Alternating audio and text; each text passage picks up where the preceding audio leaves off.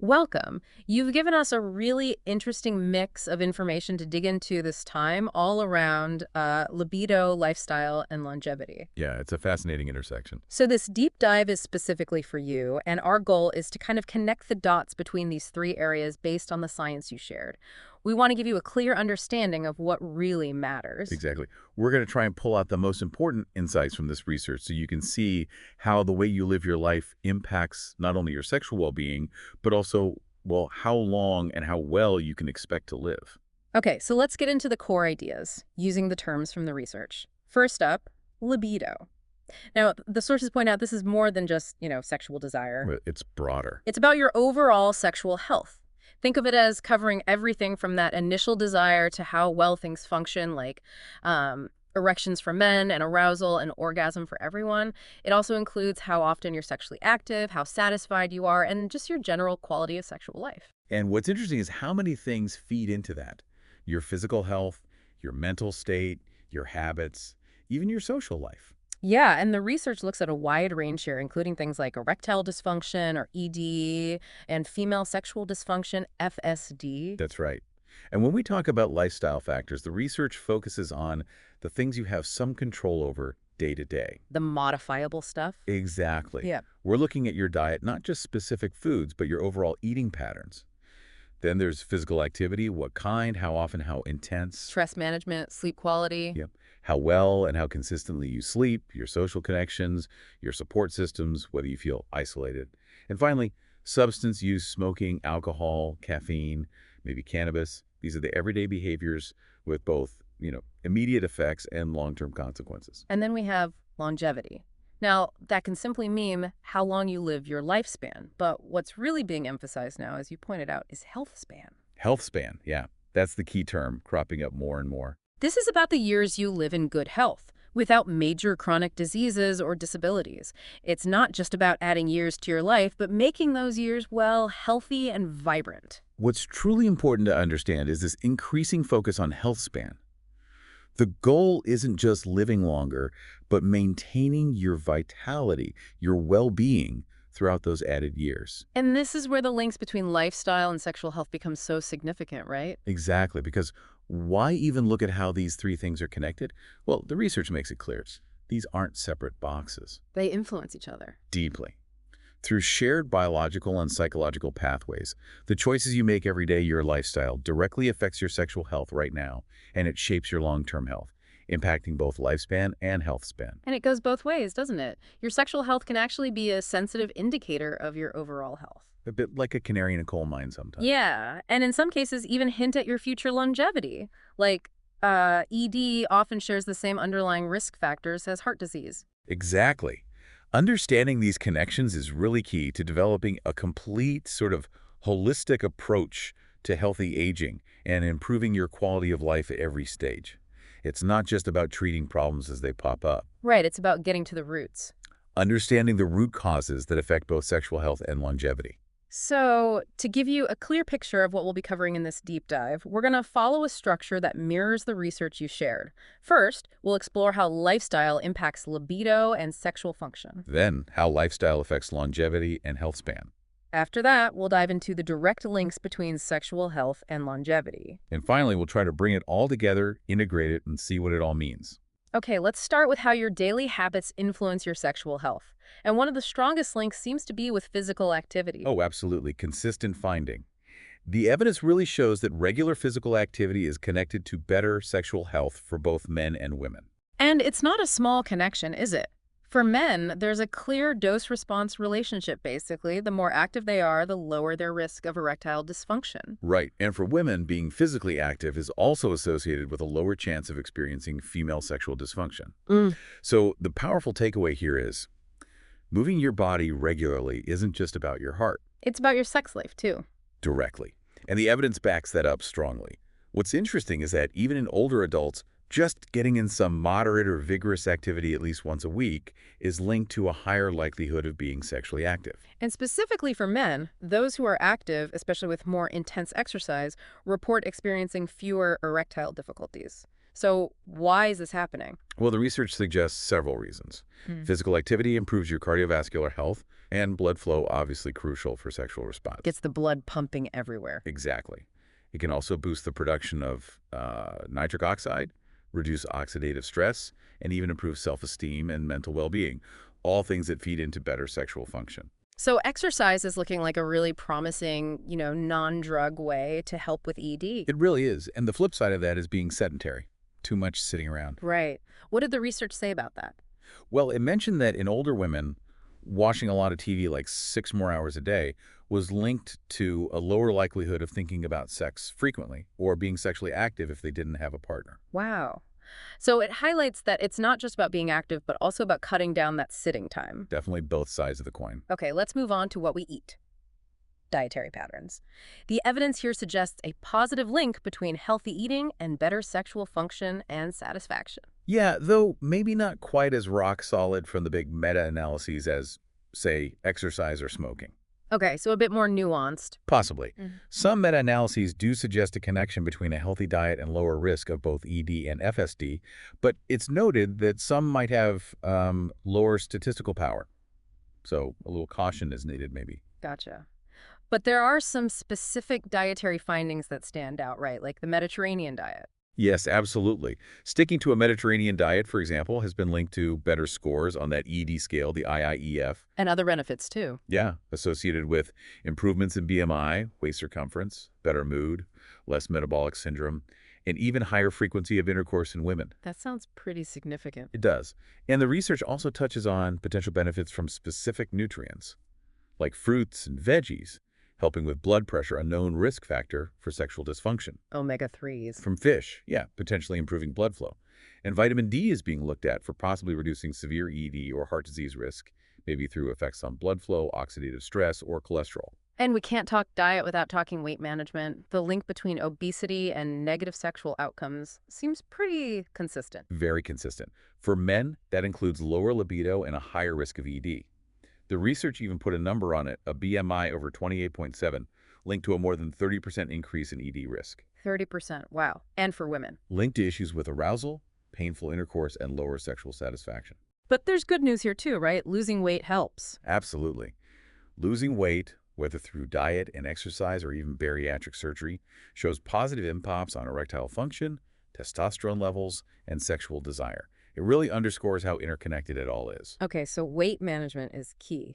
Now let's talk about stress and sleep. We all feel how stress impacts us, but it sounds like it's particularly bad for sexual health. It really is. Chronic stress messes with you in a couple of ways. Physiologically, it can throw off your hormone balance.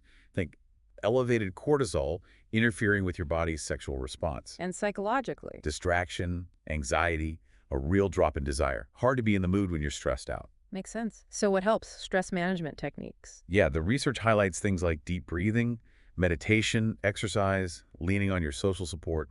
Managing stress seems to lessen these negative effects and could even improve sexual outcomes, maybe even alongside other treatments for ED. And what about sleep? The sources didn't have huge studies directly linking it to sexual dysfunction, did they? Not in the specific reviews provided, no. But they do emphasize how crucial good sleep is for overall health, managing stress, physical and mental well-being, immune function. So the thinking is, if you're not getting enough sleep, like less than that 7 to 9 hours most adults need, it's likely contributing indirectly to sexual problems through these other pathways. That's the logical inference, yeah. Yeah. All these systems are linked. Poor sleep drags everything else down. And there was one study mentioned linking lower melatonin, the sleep hormone, with higher ED rates. Right, suggesting there might be a more direct link there, too. Definitely an area needing more research. Okay, let's shift to the social side. Maybe not the first thing people think of with sexual function, but social connections seem relevant. They are. The research emphasizes the social dimension as integral to sexual health. While the reviews didn't highlight strong direct links between, say, number of friends and erectile function, Right. the quality of your romantic relationship is huge for sexual satisfaction. Relationship problems are a major source of stress, which, as we just said, hits sexual function hard. And for older adults, the partner becomes even more key. Yeah, often their partner's health and sexual interest are major factors in whether sexual activity continues. And there's that indirect link, too, isn't there? Good social connections boost general well-being and mental health? And those things correlate positively with better sexual health. So having good support likely creates a healthier foundation, even if it's not a direct cause and effect on function itself. Right. Okay, substance use. Let's start with smoking. The evidence here sounds pretty damning. It is.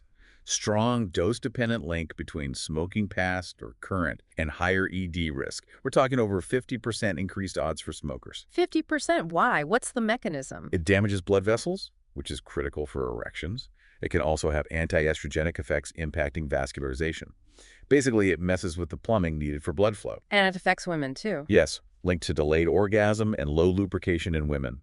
Even acute nicotine intake can decrease genital stimulation. But quitting helps. Definitely. Quitting can lead to significant improvement in erectile function. It's a really important step. Okay, now alcohol. This sounded a bit more complicated for men. A bit.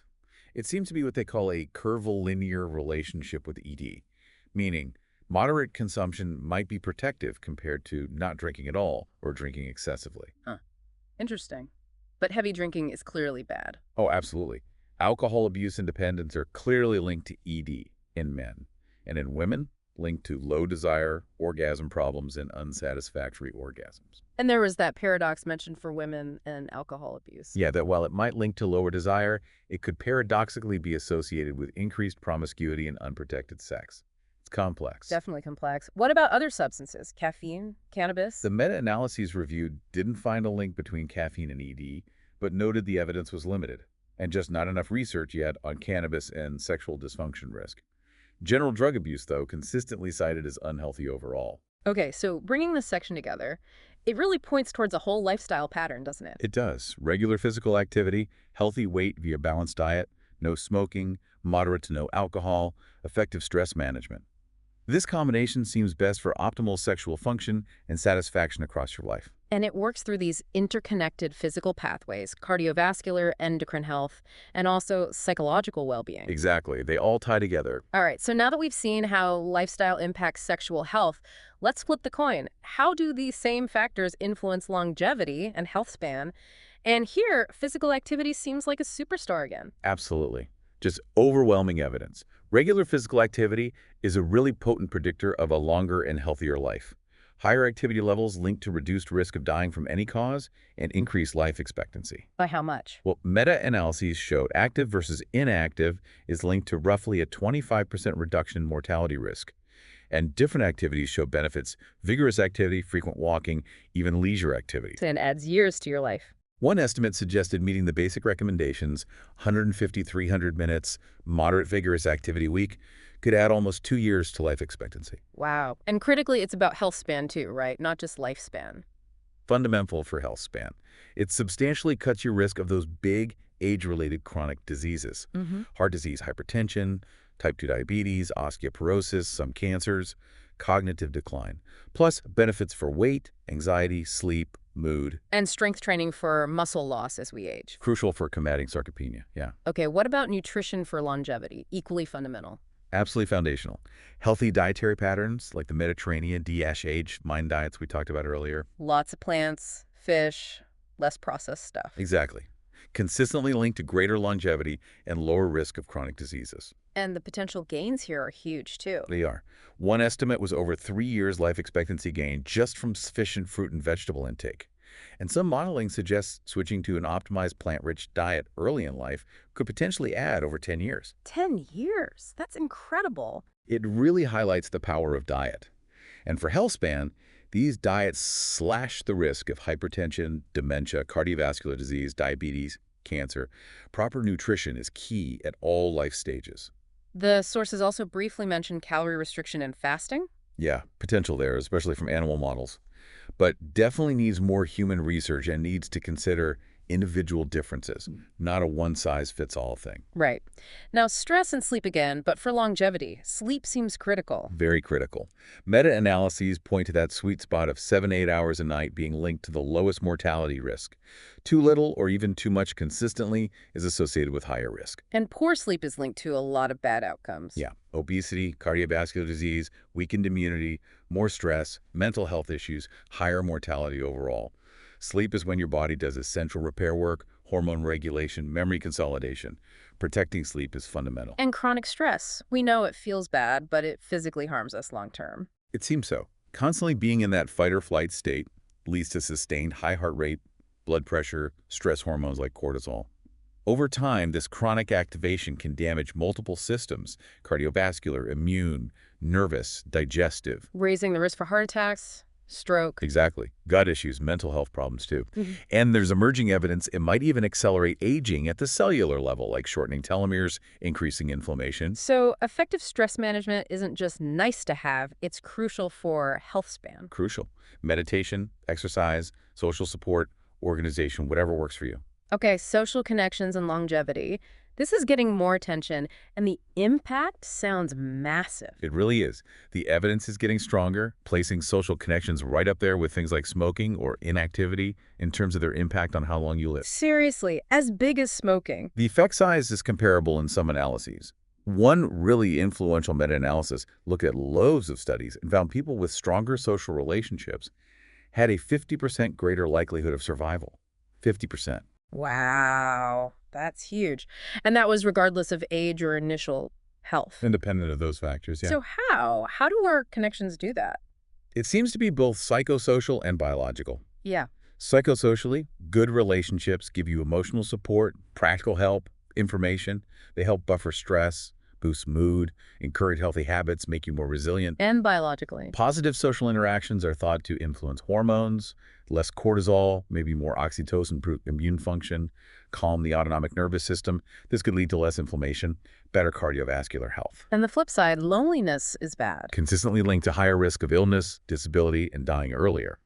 Promoting social connection is becoming a real public health focus. Makes sense. Okay, substance use and longevity. Smoking, still bad news. Major modifiable risk factor, leading cause of preventable death. Quitting adds significant years to life. Estimates range from 2 to maybe 6 years and saves healthcare costs, also linked to mental illness. And alcohol, still complex. Still complex. Harmful, excessive drinking is definitely a major risk factor for diseases and premature death. Avoiding it is key in healthy lifestyle scores. But what about moderate drinking? Some studies include it in healthy. Some do, but others suggest lower intake links to greater life expectancy. The relationship probably depends on the pattern of drinking and individual factors. Generally, less seems better for longevity. Right, so putting it all together, combining these healthy habits, the effect is even bigger. Seems to be additive, maybe even synergistic. Studies using combined scores, no smoking, healthy weight, active, good diet, moderate canino alcohol, consistently show substantial gains in both life expectancy and health span. Like how substantial? One example, 50-year-old women with 4 to 5 healthy habits lived about 10 years longer free of major chronic diseases compared to those with none. 10 years disease-free. Another estimated over 7 years added life expectancy from 5 healthy habits, plus lower healthcare costs. And this works even if people already have health problems. That's a crucial point. Even in people with multiple chronic conditions, adopting a very healthy lifestyle was associated with significant gains over 6 years for men, over 7 for women at age 45. That's incredibly hopeful. It shows it's never too late to make changes. It really underscores the power of a holistic lifestyle approach, regardless of your starting point. Okay, incredibly encouraging stuff on lifestyle. Now, we've looked at lifestyle affecting sexual health and lifestyle affecting longevity. What about the direct links the research found between sexual health itself and how long we live? This is where it gets really interesting and maybe a bit controversial. Several longitudinal studies following people over time report an inverse association. Basically, more frequent sexual activity linked to lower risk of dying. Really? Tell me more. Okay, one analysis used data from a big U.S. survey, NHAAS. Over 15,000 adults followed for almost 6 years on average. They found higher frequency of sexual activity linked to lower all-cause mortality risk, and it looks like a dose-response thing. Meaning the more often, the lower the risk. Exactly. Those having sex weekly or more had roughly half the risk of dying during the follow-up compared to those having sex once a year or less. Half the risk? That's huge. Anything else? They also found significantly lower cancer mortality risk in that most frequent group. Wow. Is this backed up by other studies? There's corroborating evidence. A Taiwanese study of older adults found sexually active individuals and couples had lower mortality and fewer strokes over 14 years. Older studies also hinted at similar links, like between coital frequency and lower rates of fatal heart events in men. It often seems stronger in men or studied more in men. That tends to be the case, yeah. So it's not just frequency, but also satisfaction and enjoyment that matter. Seems so. The subjective quality of your sexual life also appears related to longevity and well-being. Studies found higher sexual satisfaction and enjoyment linked to greater expected lifespan, how long people think they'll live, Okay, subjective lifespan. and also greater overall well-being, quality of life, and life satisfaction in general. That makes intuitive sense. Feeling good about that part of your life contributes overall. Any specific examples? A German aging survey found, after adjusting for other things, sexual satisfaction was associated with greater expected longevity overall. Interestingly, it was particularly significant in women in that study. Interesting. Another study in Amsterdam found a weak but significant positive link between enjoying sexuality and actually living longer. And a fascinating detail there. How important someone thought sexuality was mattered. The link was only significant for those who considered it important. Huh. So the value we place on it might mediate the effect. It seems plausible, and there was a mention of a classic study finding enjoyment of intercourse predicted lower mortality in women way back. Okay, now this concept of sexually active life expectancy, SAIL, tell me about that. Right, SAIL. It's basically an estimate of how many more years a person at a certain age can expect to remain sexually active. And how does it vary? It generally decreases with age, as you'd expect, and tends to be longer for men than women, according to the studies using national data. But the key thing is it's linked to general health. Absolutely. SAIL is strongly tied to self-rated health, a key finding. At age 55, men in very good or excellent health gained on average 5 to 7 more years of sexually active life compared to men in poor or fair health. 5 to 7 years. And for women? Women in very good excellent health gained 3 to 6 years compared to those in poor fair health. That really drives home how overall health supports this aspect of life as we It really does. It shows how general health translates to the expected duration of an active sexual life, reinforcing why maintaining good health is vital for preserving this part of quality of life. SAIL could be a valuable indicator. So we see this association, more sex, more satisfaction, linked potentially to longer life, or at least longer sexually active life. How might this work? What are the potential mechanisms? Okay, this is where it gets complex, likely a mix of biological and psychosocial pathways. Biologically, think cardiovascular health, We keep coming back to that. because it's central. Sexual activity can be moderate exercise. Vascular health is crucial for sexual response, especially erections, and it's a key determinant of longevity. ED shares risk factors with heart disease, can be an early marker. Some studies suggest frequent intercourse might link to better heart rate variability, lower fatal coronary event risk. Okay, cardio makes sense. What else biologically? Immune function, hormones. There are suggestions. Some research hints ejaculation might briefly increase certain immune cells. More indirectly, the stress reduction from satisfying sex and intimacy could positively modulate immune function, since chronic stress weakens it. Hormones. Crucial. Testosterone, estrogen vital for libido function, but has system-wide health effects. Intimacy and orgasm release hormones like oxytocin linked to bonding, stress reduction, lower blood pressure. Prolactin too. So a healthy hormonal balance, maybe supported by an active sex life, could contribute. And the stress axis connection. Yeah, the HPA axis. Satisfying sex and supportive relationships can help regulate that main stress response system. Since chronic stress and HPA dysfunction are linked to bad health outcomes and faster aging, this stress buffering pathway could be a key mechanism linking positive sexuality and relationships to longevity. Okay, so plausible biological links.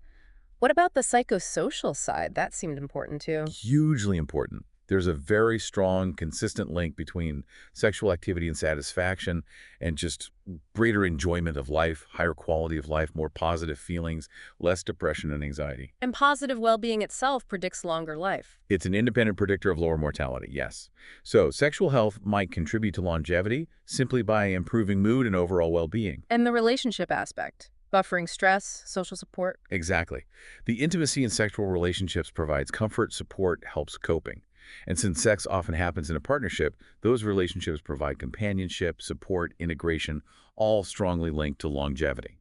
Sex can strengthen those vital bonds. So, summing up the mechanisms, it's likely a mix. Maybe some modest, direct physiological effects, but maybe more significantly, these indirect psychosocial benefits, better well-being, less stress, stronger bonds. That seems like the most plausible picture based on the evidence. A combination of direct, maybe smaller effects, and indirect but potent psychosocial ones. Okay, we've covered a lot. Lifestyle's impact on libido, lifestyle and longevity, the direct links. Let's try to integrate this. What are the big takeaways when we put it all together? One thing that strikes me is the overlap in beneficial lifestyle factors. That's definitely a major convergence. The evidence is really strong for physical activity and not smoking, benefiting both sexual health and longevity health span. And probably for the others too. Diet, weight, stress, sleep, social ties. Very likely convergence there too, yeah. Healthy diet, healthy weight, moderate weight and alcohol, managing stress, good sleep, social connection all seem to promote both domains, even if the direct evidence for sexual function specifically might be a bit less robust for some in these reviews. It strongly suggests shared underlying biological pathways are at play, right? Almost certainly. Cardiovascular health, metabolic balance, hormones, inflammation, the neuroendocrine stress response lifestyle influences all of these, and they in turn impact both sexual response and aging processes or disease risk. So interventions targeting these core lifestyle factors likely offer dual benefits. Hit one, help both. That's the implication, yeah. Yeah. Which leads us to that tricky question about the sex longevity link, causality versus correlation. Right. We see the association more sexual activity satisfaction linked to longer life. But does sex cause longer life, or is it mostly just a marker of good health that leads to longer life anyway? That's the critical question. And the argument for it being primarily a marker is pretty strong. Because healthier people are more likely to be sexually active and live longer. Exactly.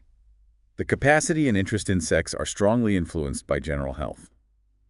ED is a known early sign of underlying cardiovascular disease.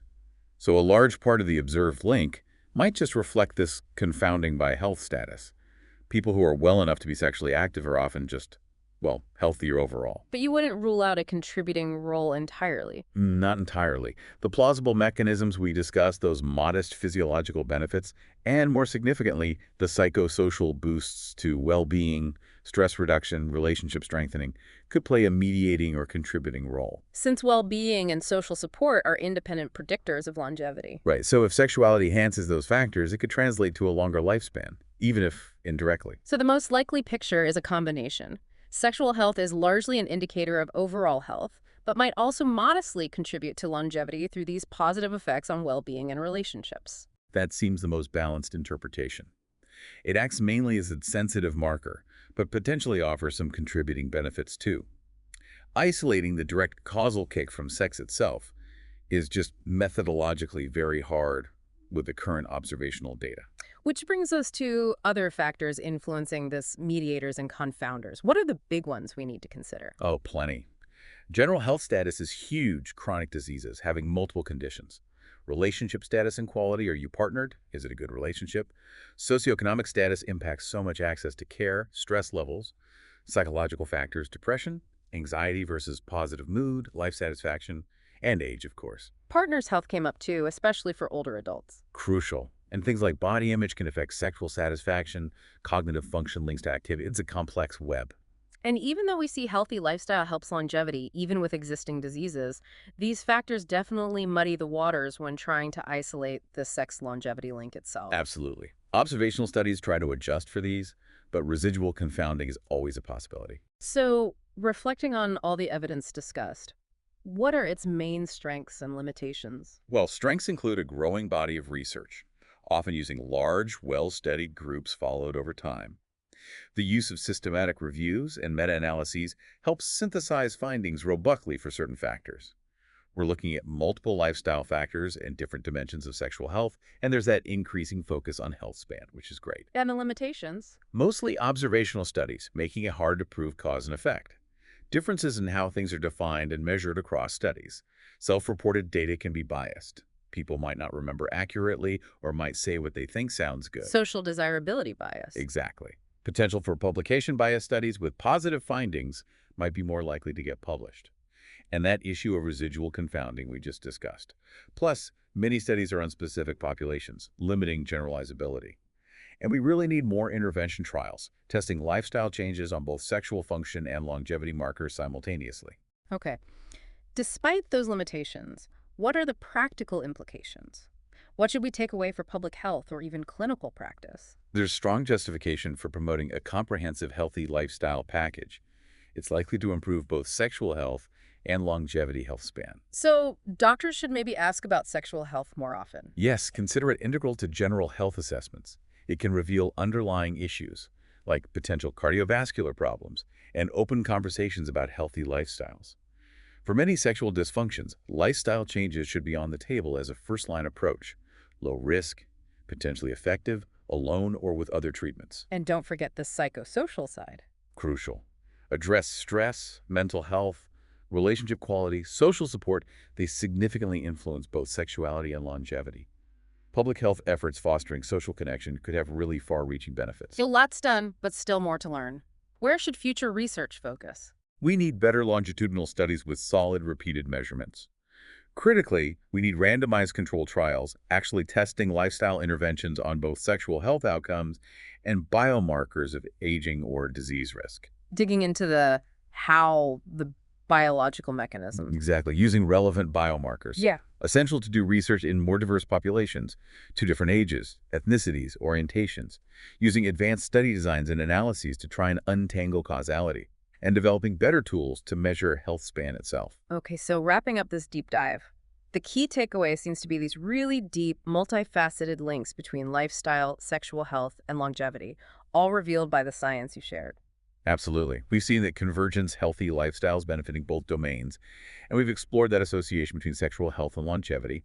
Acknowledging its complexity, it's likely both a marker and maybe a small contributor. And it seems likely driven by these shared biological pathways and psychosocial factors. Right. Cardiovascular health, hormones, stress, well-being, social bonds, they're all part of the story. And ultimately, it really highlights the need for a holistic view of healthy aging, one that doesn't ignore sexual health, but sees it as a valuable part of quality of life and overall well-being. Yeah, overlooking sexuality means ignoring its connection to physical and mental health, and its potential as an indicator of underlying issues.